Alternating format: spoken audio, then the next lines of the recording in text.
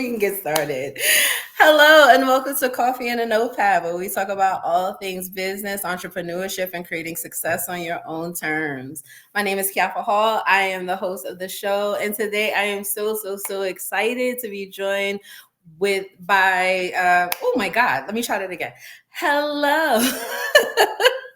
I'm going to do that whole part all over again.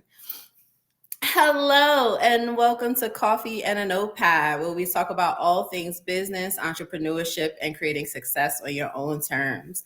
My name is Kiafa Hall. I am the host of the show, and today I am so excited to be joined by Kanoa of Kanoa Adventures. How are you today? I'm well, thank you. So good to meet you, to see you, to get to chit chat with you. Likewise. Quick story time. So, those of you who are familiar with me outside of the podcast, or I've talked to you in any particular way, you know that I am very much into aerial yoga. And I have slacked on my practice of aerial, and I wrote it on my vision board that I was going to get back into it. And there's this one move that I absolutely hate that I'm going to do, which is the diaper. So that's when you like pull yourself up and you're like sitting inside of the hammock. So it's called a diaper by my trainer because it looks like your legs are in a diaper.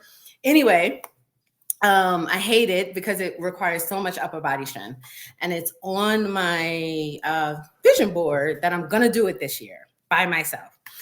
And so I've been looking for like inspiration of other plus size women who practice aerial because, you know, it's great to see smaller women in practice, but seeing women that look like me have my body shape is so validating and encouraging.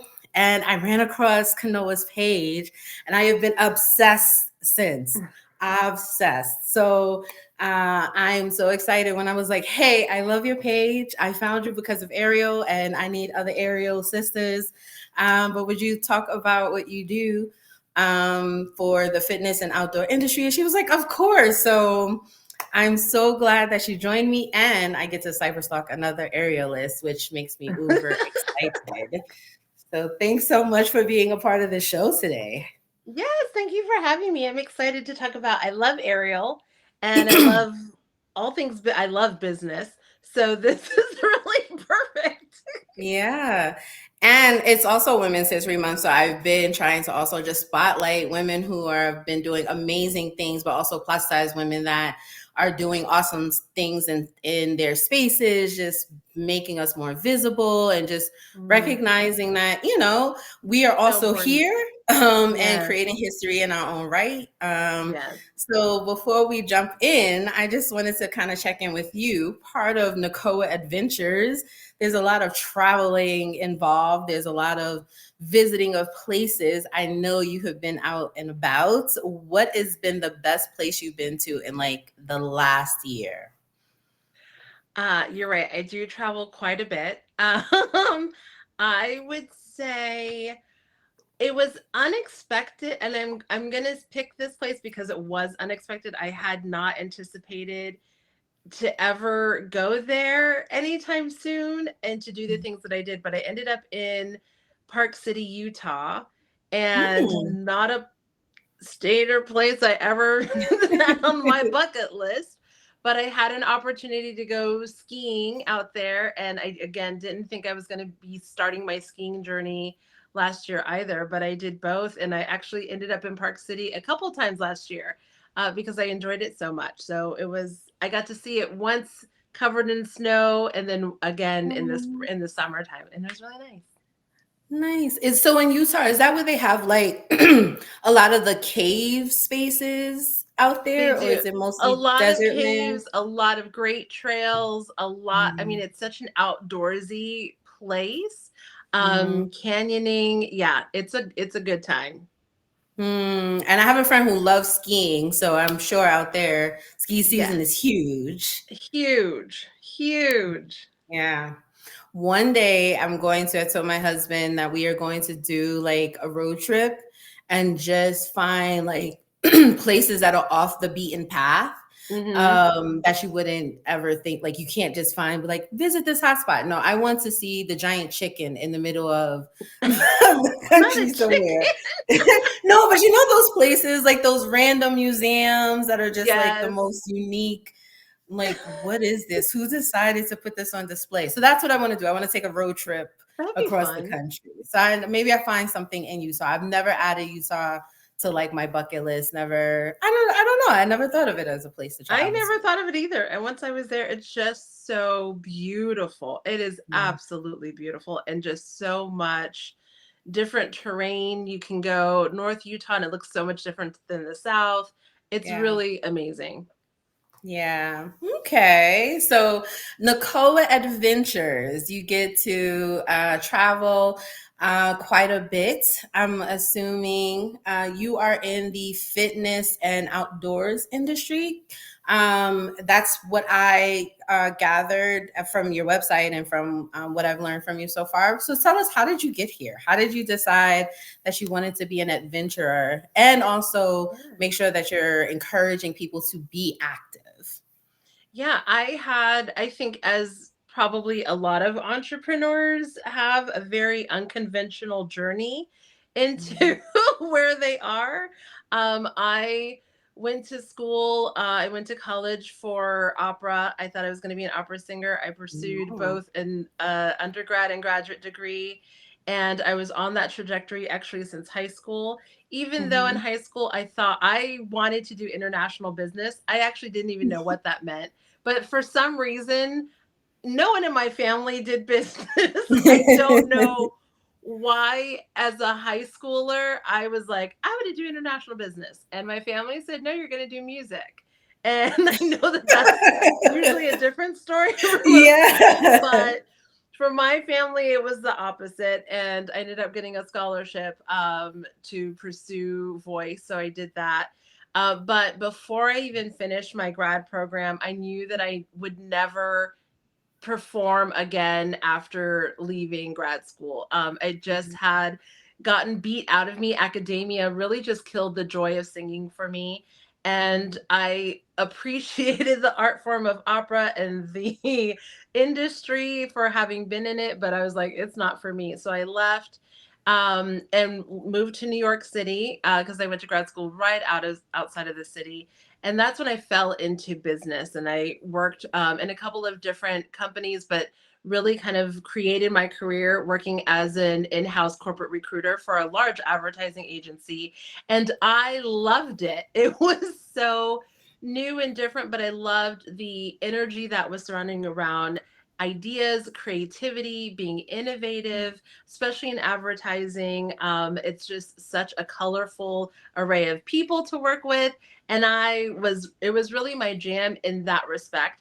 I was not in love with the long hours and Mhm.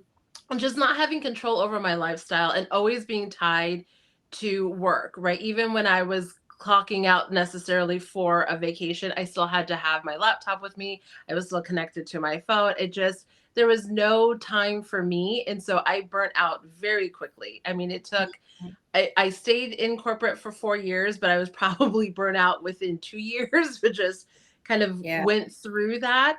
I met a lot of amazing women in that time. I mean, thankfully, I was surrounded by just smart, brilliant women in my corporate career. And that really opened my eyes to, we as women can do anything and we Mhm. have power. And we are leaders, and I think that is what instilled for me when it was finally time for me to say, you know, I don't know what's ahead of me, but it's not this. It kind of helped give me the courage that I needed, because I talked to a lot of women as a corporate recruiter who helped a lot of women propel their careers forward, whether it was either propel it forward in the track that they were on or transition to something else. I mean, in my role, I played very much a career coach in a lot Mhm. of respects. And what I saw were women who wanted to get the higher pay, right?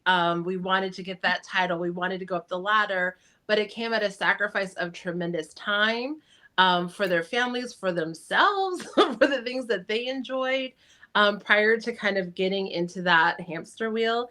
And so I was like, nope, I'm done. So I didn't have a plan. A, B, C, D, E, F, G, L, M, N, O, P. I had literally no plan of what I was going to do outside of that. And so I put in my resignation and just opened myself up to whatever the universe had for me. I knew that whatever I was going to do, I wanted it to be focused on encouraging women in one way. I didn't know in what industry, I didn't know in what capacity, but I knew that I just had a heart for that. And I eventually just delved into my own fitness journey. And it was a time where I wanted to explore moving in my body without shame. You know, as a plus size person, my whole life, I've always been in some sort of physical space or active space, exercise space with this idea that I had to be there because I needed to lose weight, because I needed to shrink my body, Mhm. because something was wrong with my body. And I was Yeah. like, can I just do these Be. things and have fun? Like, Yeah. is that Can an I just option? be? Yes. Exactly, Like exactly. that's such a good point. Like it's so discouraging sometimes when you find a class, like you want to try a class out, and the emphasis on like, oh, you should, lose weight, or you need to do this regularly and you'll get more fit. And it's like, no, I just want to, try it and see how it feels, and not feel like I have to alter myself in order to do it. It's probably one of the reasons I fell in love with aerial. Like it's just Yeah. me and the hammock, right? Like Yeah. I have to learn how to communicate with this contraption, to make sure that I don't, fall. But it's not going to just break just because I'm not a Exactly. size 2, and Exactly. so, but not every space is made for that. Like it Most doesn't spaces are not made for create that welcome that. So we feeling. found it really. So for me, it was just creating space for me to do that for Yeah. myself, by myself.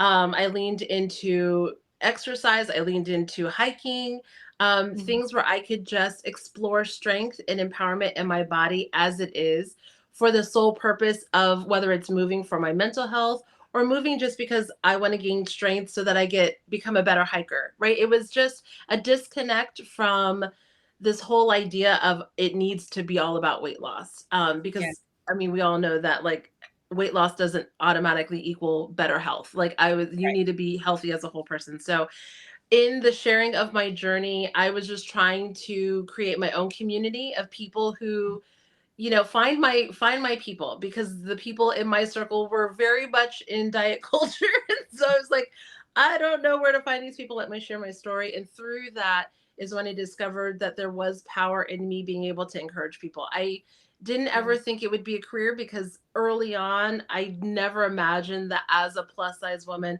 I would be able to inspire and to help people on their journey in the industry of fitness as it was. Because of course we've only seen people that are successful in fitness have six pack abs and look a certain Yes. way and have a certain level of athleticism. So I thought, if anything, it would just be a hobby for me to share. But over time, I leaned into it and leaned into the joy of what I was doing, and became an instructor, became a group fitness instructor, worked at the YMCA as a trainer and taught classes. And so it was fun, because I would, walk into a class and people would assume as a plus size person that I was there as a beginner trying the class for the first time. So then to walk up to the front and lead a boot camp class or a spin class, I mean, people were like, what? And, but I think it also helped break down the walls for other people to feel welcome. And that really Yeah. is what the point was, for me being a part of the YMCA, and then taking that abroad to work with bigger brands, especially during 2020, 2021, and helping them make fitness a more inclusive space. And then also the outdoor industry as well. Because like I said, I started in hiking, but then I tapped into the fact that, as a plus size person, I do have strength and I do have stamina, Mhm. endurance through my fitness journey. So I can hike and I can paddleboard, and I took on surfing, and last year skiing and rock climbing. So Yeah. it's become this multifaceted business that I've built for myself, in a lot of different ways. I mean, I find myself being a serial entrepreneur. I don't have just one business. It all kind of, again, with the sole mission of encouraging women it has allowed me to branch and do the things that I love and a lot of different things that bring that together. Yeah. I enjoyed that that there were a couple of things you said. One, that you just leaned into the joy of what you were doing for yourself. Like you were happy just moving your body in different ways and exploring, and invited other people to join you in that. And I also find the second thing that you said to be a common thread for a lot of women, that creating community is so integral to how Yes. they are growing their businesses, how they are finding success in whatever their entrepreneurial journey is, right? Like, I don't want to do this by myself. I don't want to just, say, I want to sell you something, right? I want to be a support system. I want to, be a resource to someone else. I want to be able to extend a hand or whatever it is. Like, it's not just about me. It is truly a we situation. And being outside, I think, is much more fun when you can do it with other people. Like, I like going on a walk is so boring for me. If it's just me, there are moments where you just want to put on your headphones and you just are like Fair. Yep. existing, right? But being able to explore with other people, you see things from their perspectives, right? You're Yes. seeing it how they are having it. You don't think about how hard it is to do something when you're doing it with someone else, because you're Yes. just having fun. And so I'm sure Yeah. that's also a really big part of why people want to, come along on that adventure with you. I mean, it's absolutely. I don't think I would be where I am today without community. And it's honestly why I do what I do. I mean, I Yeah. think people are surprised, especially with Nicole Adventure, because the reality is that was never meant to become a business. I'm Mm, very successful and well known in the fitness space. mm, And I've done a lot of trailblazing in that space, which I love. I love being able to create space and to help bring brands and the industry along for the ride and really kind of force that change. But when I had shared my surf journey for the first time, that was when my community really was vocal about, is there a space that we can do that and have that experience, that positive experience as a plus size person? When we looked for things, there wasn't anything specifically curated for the plus size person to try surfing, right? And so I was challenged by my community to create that experience. And I yeah. honestly thought it would be one and done. Like, okay, I did this for you. Have fun. And that be my gift. But in that journey and in that process, I found how much of a disconnect it is for every outdoor sport that's out there. It's not just surfing, but the gear and equipment and the resources and support that's needed in skiing, in snowboarding, in paddleboarding, and all of these different things. They were just glaring obstacles. And so I felt a personal responsibility of, I'm not afraid to get out there and ask the questions and do the things and figure it out, because I've had to navigate my way in the fitness industry, which was very brutal. And so let me go out here and open doors in the outdoor space. And that's literally what has happened. So what I do is in turn a service to the community that has lifted me up. Yeah, that was going to lead me into my next question, because part of the story of Nicole Adventures is you starting creating the wetsuits for surfing for plus size individuals, right? And a part of not in doing these activities is that you can't find the clothes that you're supposed to wear when you're going to these spaces. So I get tired of trying to go into the men's section to Oh, I buy won't do it. proper stuff. And I'm like, I'm a girl. Like, I like a cute, fitted Yes. shirt, or I want like something that's pink. Like, I'm a girl, but I have to wear men's size clothing in order to Right. feel like I'm properly covered to be in certain spaces, except for shoes. You can find hiking shoes, right? But if I'm doing anything active, it's always okay, let me go get that in a men's size, and it doesn't fit right. It's not really pretty. It doesn't make you feel comfortable. Exactly. So in that experience of deciding, okay, I'm going to create something that we can use, like, what are some things that you learned about the the fitness industry when they think about creating clothing or equipment for those that are not traditionally sized, I'm going to Yeah. say. So, I mean, correction, I didn't create a wetsuit. I will not take that. I've been asked, and I'm like, yeah, no, that's not something I want to focus on. But it was when I wanted to learn surfing. Originally in 2016 is when I was like, I want to do this. And I looked and I didn't find wetsuits. I didn't find any kind of surf suits, even something that was a Mhm. short with a long arm or a short arm. There was nothing that was made really above a size 16 that was like Mhm. accessible. And so that's when it really kind of pushed me. What I learned in the fitness space, because I have gotten to work with, the Nikes and Athletas and the Adidases of the world, and really have conversations about fit and accessibility in clothing. Only recently did Nike start going up to a 4X, but traditionally they had only gone up to a 3X. And I've done fit testing for a lot of these brands. And, what I found, especially in surfing, it's less in fitness, but more in the outdoor space, is there obviously people create things because there's a market and there's a need for it.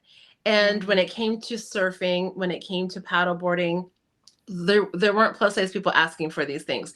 And that was a light bulb in my mind. It's, well, they're not asking for it because they don't know that they can do these things. And they don't know Mm. that because there's no space for them to come welcomed and accessible for them to experience that.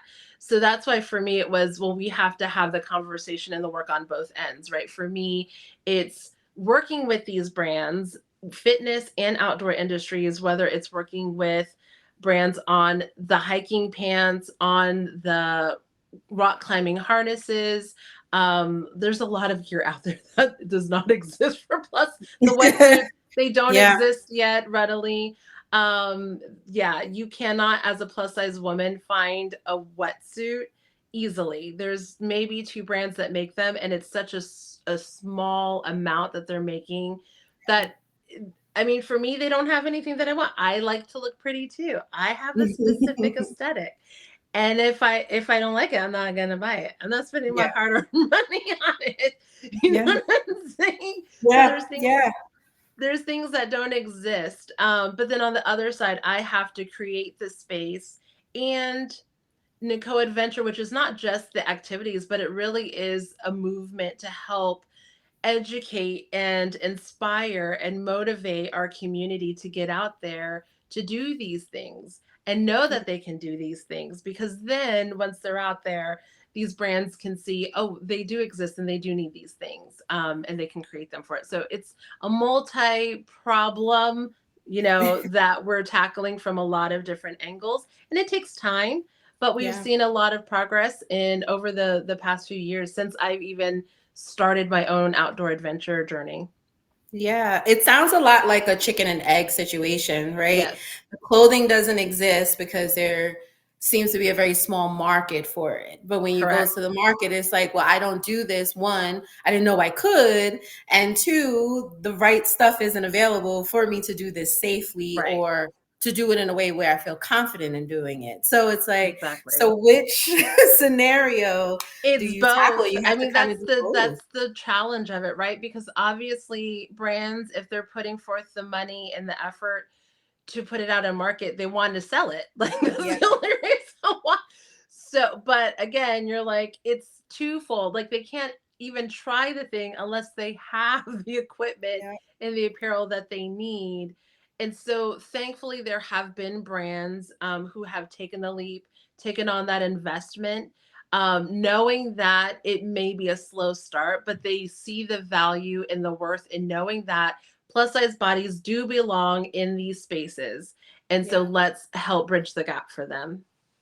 Yeah, that's exciting. So Nakoa Adventure. First, I want to know, what does Nakoa mean?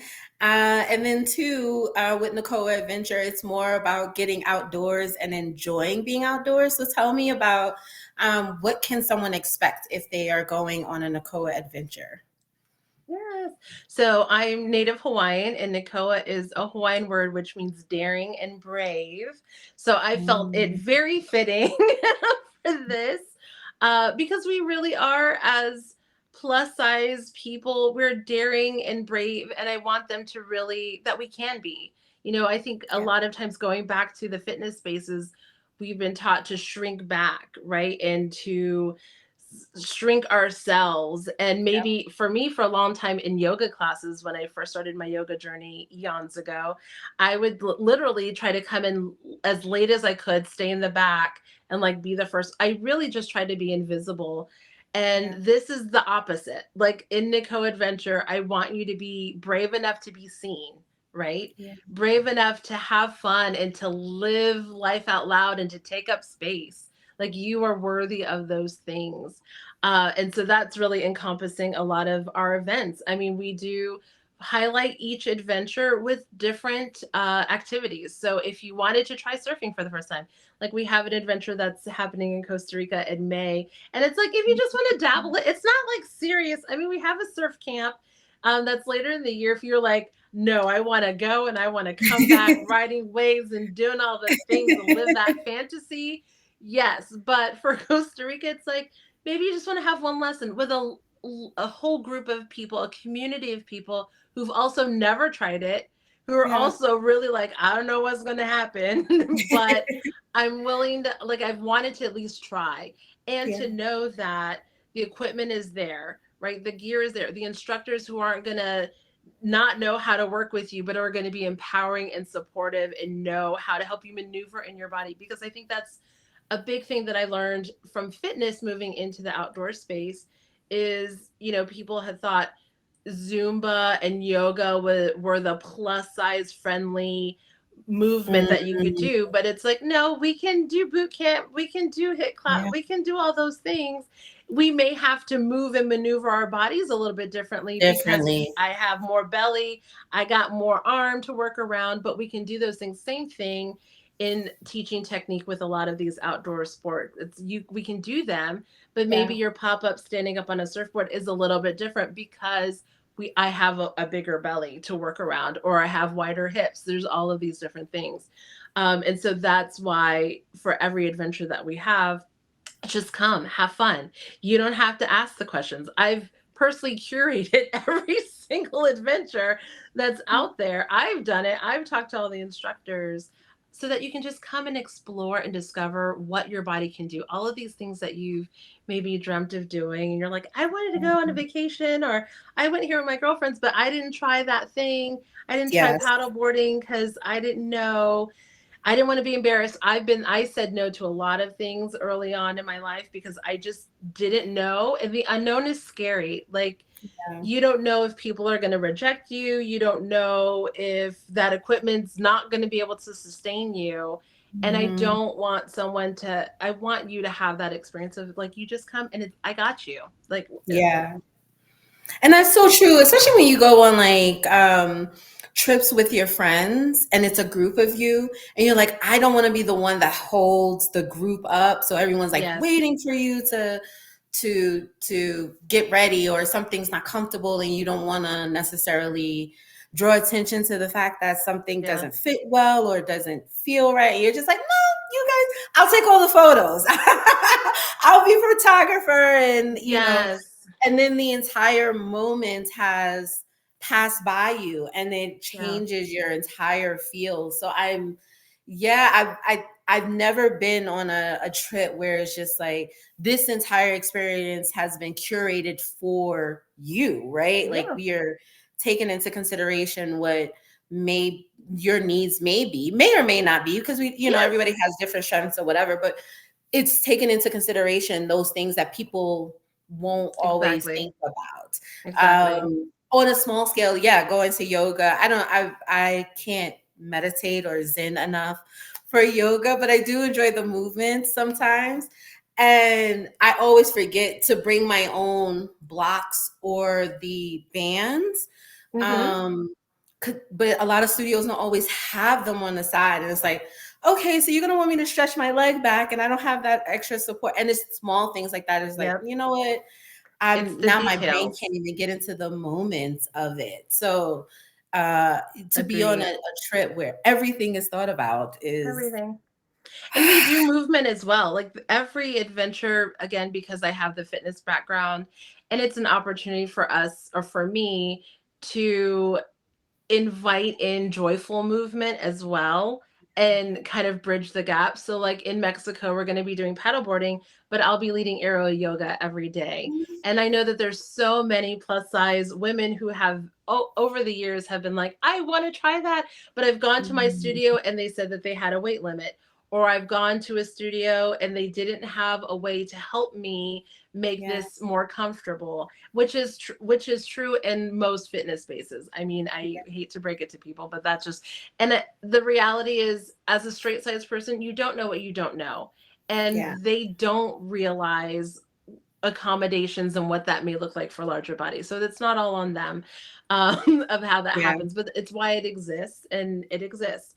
But at Yeah. least for me, like coming to Mexico, it's we have the hammocks. Like there's no weight limit, there's no size limit. We have all the tools and all the props and things to help it make comfortable. We have Yeah. practices that are going to be comfortable and accessible for your body, especially for the first time. Because you know, sometimes you go into aerial studios like the diaper. I mean, it would be wild for me to walk in day one and they're like, okay, let's do this. They were like, what? First of all, I'm gonna take an aerial moment. First of all, the first time you get on a hammock and they're like, oh, it's going to, it's gonna rub, like it's gonna hold you, but it's gonna rub and tug, right? I've been to a couple of studios and they always warn you, like it's gonna They do. give, but not so much. But you don't realize when you are larger, it's gonna rub a lot because you are leaning over, and that's a lot of extra body It's weight. a lot of So body and a lot more weight against the silk, and they don't yes. realize that. Yes. And then when you and they're like, oh, great. So we're gonna try to, do inversions and stuff. And you're like, wait, my leg doesn't necessarily wrap the same way. So like there's a lot of thigh meat that Yeah. has to get around. And I have oh my gosh, she's going to be on the show. I cannot wait.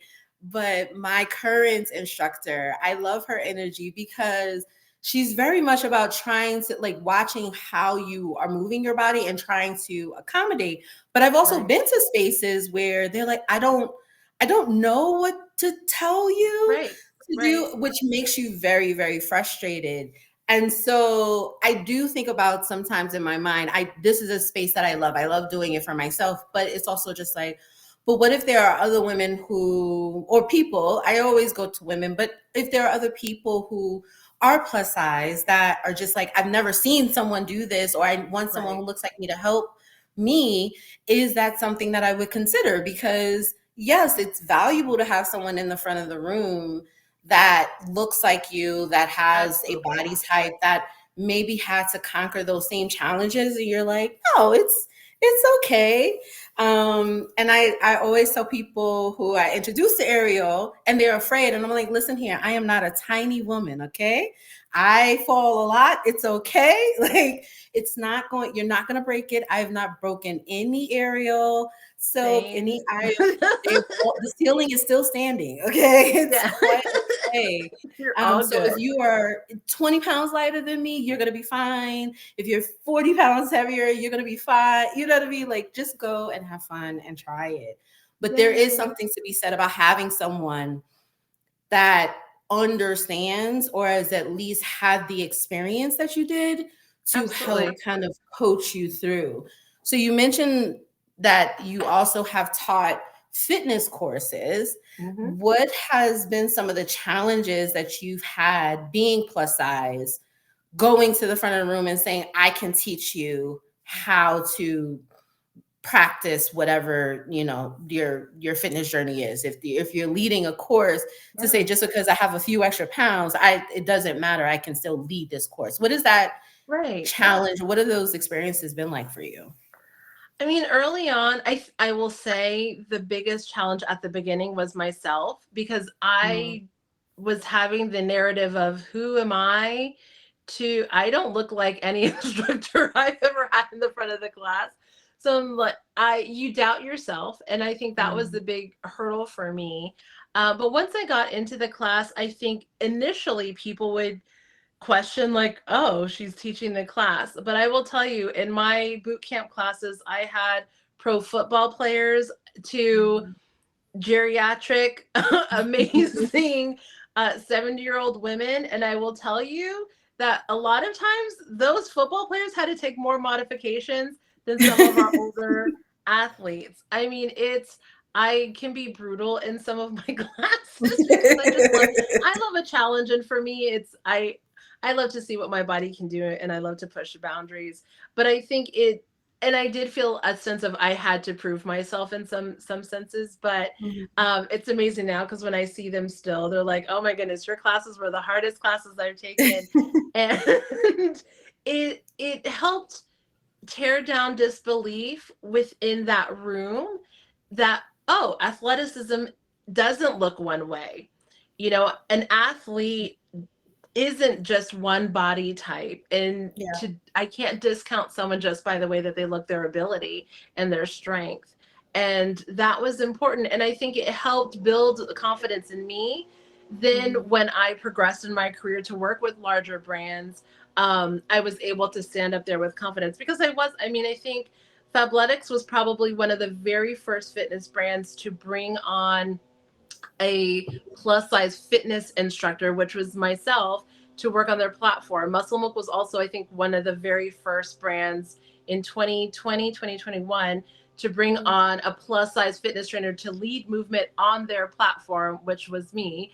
And so it really gave me the confidence in space like Muscle Milk. When you think of Muscle Milk, you think of just dudes who are lifting weights and Yes. look a certain way. So Yes. for them to ask me to come lead a movement on their platform is a big deal. And I love that brands have realized, again, that athleticism doesn't look one way. Yeah. And over time, it's even athleticism doesn't have to be the hardcore boot camp classes. It can just be moving in a way that strengthens your body where it is and where you want it to go. Yeah, it's like when you see in movies the football players that do ballet, right? It seems like Exactly. two very different images of what a ballet dancer would look like, and then you see this, linebacker doing pirouettes, and you're like, wait, my brain has to process. But Has it's to wrap cool to, around that. yeah, but that's also reality, right? Like your body is going to move in different ways than other people, and you don't all have to. Everybody doesn't have to be lifting weights and tone in the same exact way. Absolutely. I mean, Yeah. I consider myself an athlete. When I'm out on a surfboard and I'm surfing, I'm doing things that people half my size may never be able to do, right? It's just because of their level of strength or coordination or mobility or flexibility. And so to say that you look at a smaller person and automatically think, oh, well, they're an athlete in a larger body and they're not, I mean, that's just not true. Yeah. So to pivot just a little bit and talk about the business of the fitness industry, you've mentioned that you've gotten to work with a lot of different brands in a lot of different ways, and this was not your original plan, right? So you kind of happened into this fitness outdoors industry. How did you start making the decision to work with brands, or Hmm. how did that yes, how did that start for you? What Yeah. did you get approached first, or did you say, no, this is how I have to make my business grow? What was the process? Yes. I think the first big thing that I was approached with when it came to fitness was someone had approached me about building my own fitness app. Mhm. And originally I said no because I still had a little bit of that doubt of that's a really big leap. I mean, it's one thing to teach in my local Y, but then to build a whole app and content around that was like daunting. It seemed really big to me. And eventually I said yes to that. And it was a really great like a stepping stone into the business mindset of it, because then I started thinking about, okay, well, to make this a viable app, how much content do we need? What's the return Mhm. on that? Is this really a viable business for me to sustain and my body to sustain? Because also as the only trainer that's going to be on this app, I was Yeah, like, you have to be the one to create the classes and the material. and when you're filming workouts, people may not realize this. There's a difference from teaching in class where I can cue and I can walk around the class and check form. But when you're doing that on a platform, whether it's YouTube or social media or an app, you are doing all of the moves all the time. And then if you're Mm. having to re-record and you're recording multiple workouts in the same day, it is a lot on your body. And I early on, we finished a program and I was like, I don't think I can do this. Like, I can sustain this. But thankfully, right at that end of when had that realization is when brands started reaching out to me, because I had been for a long time just sharing my movement journey and just my message of encouraging and empowering through movement.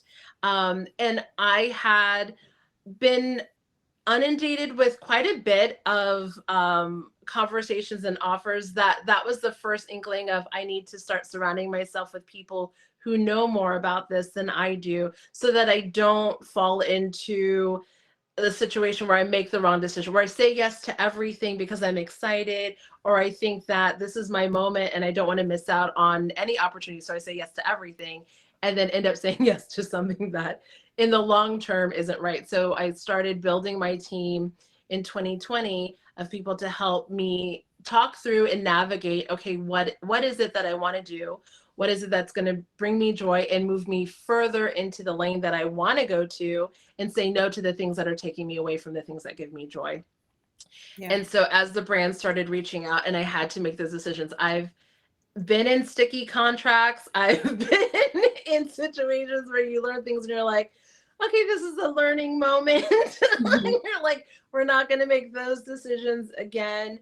But I was able to start in that, really utilizing my business brain that I had innately had, but also that I had developed through my corporate career. Because again, negotiations, I learned a lot as a recruiter, building decks, Mm. promoting myself. I was in advertising, so I know how to do PR and media very well. Creative copy, like things that I was just surrounded by. Strategy, I think, is one of my strong suits. And it was because I was around a lot of strategic thinkers in business at that time. And Mhm. that's all that I was able to draw on for, which I love. And I think that's an important piece, because sometimes in our journey, we may find ourselves in careers or in jobs that we just ended up in. And at one point, we're like, what are we doing here? And Yeah. honestly, in advertising, I asked myself a question out loud multiple times, Yeah. like, what am I doing here? Like, Yeah. truly, this must have a point. And now, now looking back, I realized there is no way I would be, I think, the strengths that I have today and what I do that have helped propel me, had I not lived those 4 years in that corporate space. I'm very thankful for them now. But that was really like the beginning points of building those, and then navigating, using those strengths to then pivot. It's like, okay, I want to do more of this. Now let's utilize my skills to get more of that, and then this is no longer serving me, so we can let go of that. And I'm at those crossroads, honestly, every 6 months, where I really have to take inventory of, like, where are we going, where's the ship going? Okay, we say yes to this to move us here, or open these doors, and then now it's time to close these doors. Yeah. Transferable skills, I think, is the biggest thing that an entrepreneur can lean on, a business owner can lean on. Like, the I did not go into podcasting. Okay. I did not step out and say I want to be a podcaster. But I was like, I've always been good talking to people. So, Yeah. and I needed to create a community, and the way that you do it is talking to people. So yeah, let's see how this works, and how do you use this as a platform for yourself. My husband asks me all the time, like, when did you become an IT person? And I'm like, I didn't become an IT person, but I worked in an environment where I worked around a lot of IT individuals. You pick things up, you learn.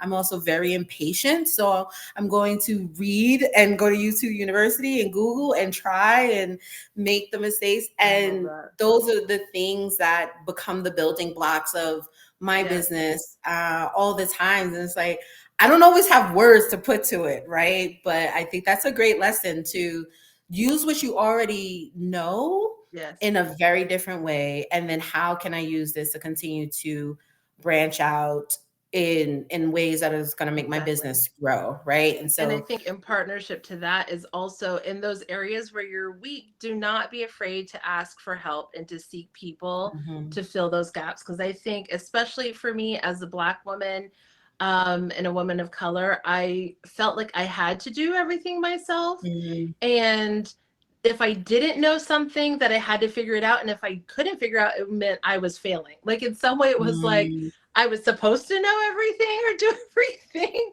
Because I think yes. the perception for some that we see sometimes is that someone is doing everything. And that isn't necessarily, honestly, I know that to be true. Like the most successful people that I know do not do everything themselves. It's the absolute opposite. And I really had to lean into that 2022.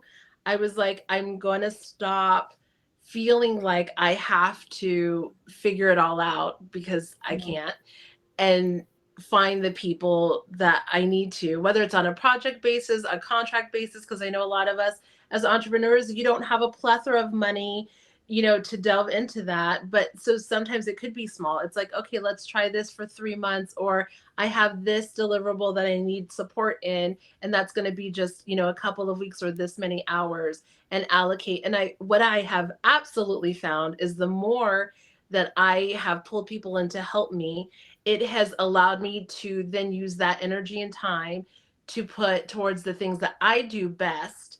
And the Mhm. quality of my work has increased. Thus, my revenue and my fees have gone up tremendously. I do less work every year, but I make exponentially more each year. And once I Yeah. saw that happen, I was like, oh, okay, then now we're letting go like all the things. Because Yeah. then where you shine, you get to pour your freshest best self into those things, which is what people are paying you for. Yeah. Yeah. Good advice. Good advice. This would definitely be the soundbite part.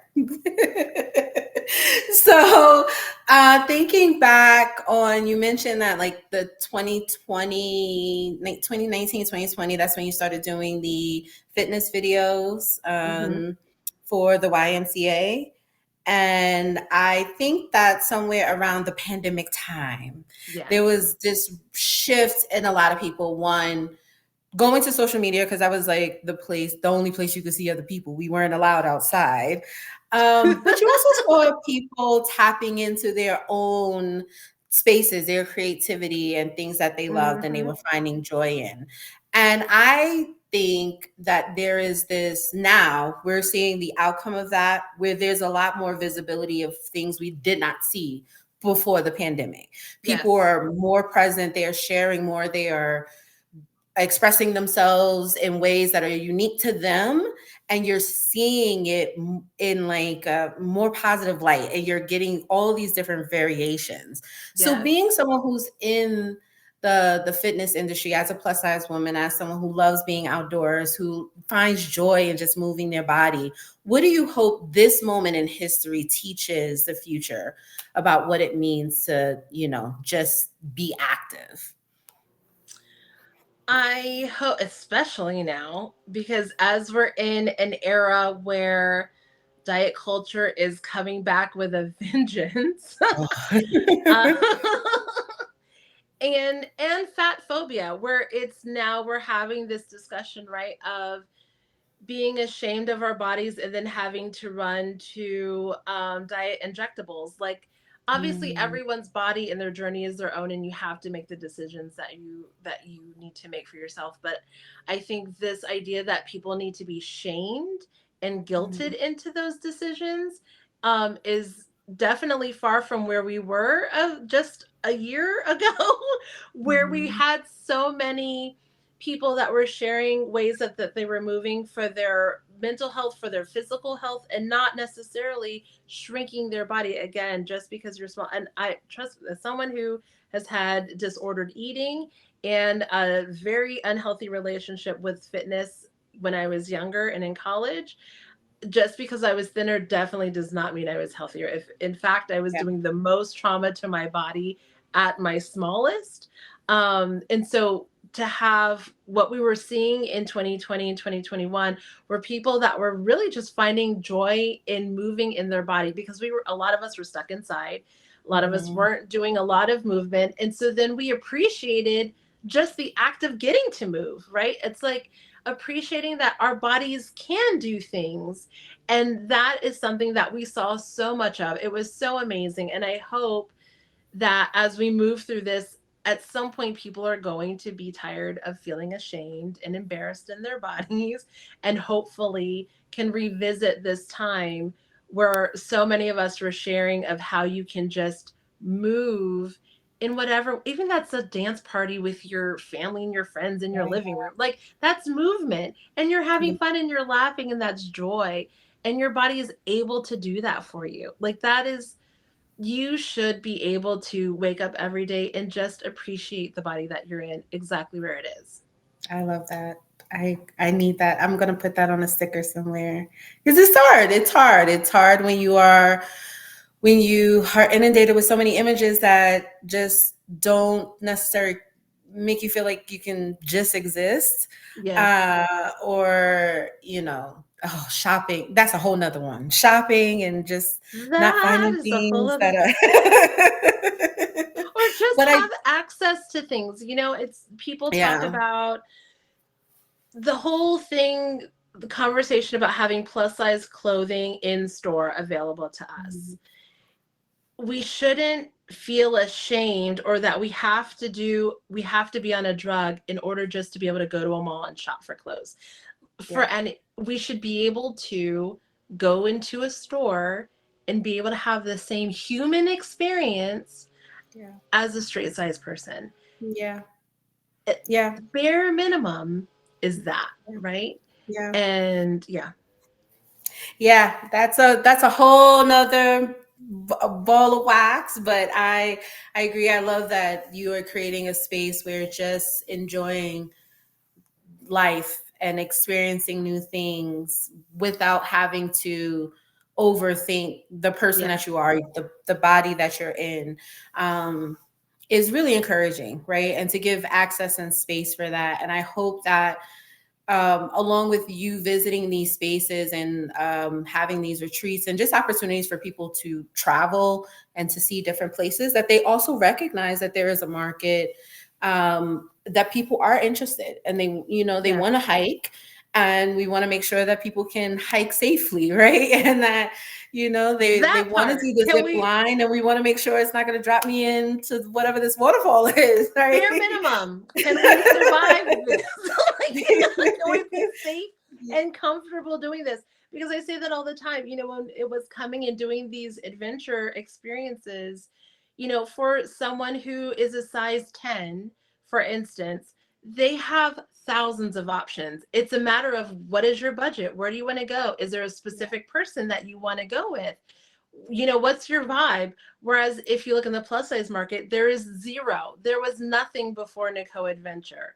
I mean, that to me was start. And I will say, even though I was in that realm and I knew that there wasn't a lot of opportunity, I really was shocked that there was nothing. I mean, I literally was like appalled. So again, why I felt compelled to do this, because if anything, hopefully it sparks other people to do similar things or better. And what we have seen literally in the last year are other people who have created things that are, whether it's locally or maybe it's a small thing that's centered on one sport, but something that allows to bridge the gap for us to just have a safe, comfortable place to just try things, Yeah. right? Try aerial, guys. That's gonna be Try my it, you'll vote. love it, you'll be Get in obsessed. the hammock. If you try it with someone who has the right support, right? Because that makes a Yes. difference. It makes a difference. Yes. So to close out, if there is a note that I can ask my listeners to leave in their notepad, what is creating Nakoa Adventure? How does that represent creating success on your own terms? Ooh, I could feel like I could write a whole book on that. Right, because my venture out of corporate was because I felt like I was doing everything but living by my own terms. Mhm. And not to say that there aren't days where I work longer hours. I was up till 3 a.m. yesterday working on a deck. but the decision really is mine. And I honestly, you in creating a co-adventure, I have created my own roadmap of what success is. Mm. And I think that's the most important thing for anyone. And I knew for me leaving corporate, I wanted to love what I did and be filled with purpose.